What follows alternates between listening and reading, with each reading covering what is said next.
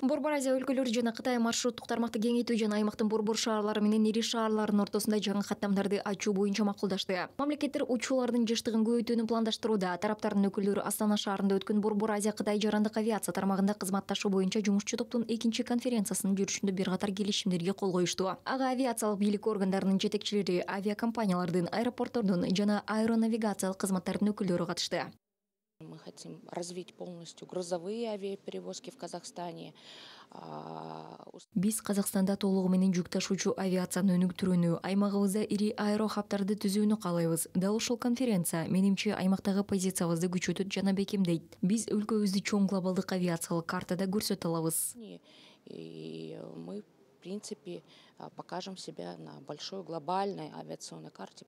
Бүгүнкү күндө Кытай менен Борбор Азия республикаларынын борборлорун жумасына 150дөн ашык рейс байланыштырат. Бул өткөн жылга салыштырмалуу 2 эсе көп. Тараптар мындан ары аба каттамдарын кеңейтүүнү, бажы процедураларын жөнөкөйлөтүүнү жана тажрыйба алмашууну көздөшөт. С китайскими коллегами сегодня будет как раз таки подписание меморандума. Кытайлык кесиптештер менен өлкөлөрүбүздүн ортосундагы каттамдардын санын көбөйтүү боюнча меморандумга кол коюлат. Анткени азыркы учурда 4 шаарга каттамдар аткарылууда. Бейжиң, Сиань, Чэнду жана Үрүмчү каттамдардын санын көбөйтүү боюнча меморандумга кол коюп, өлкөлөрүбүздүн ортосунда каттамдар көбөйөт деп үмүттөнөбүз. Надеемся, что полетов будет больше между нашими странами.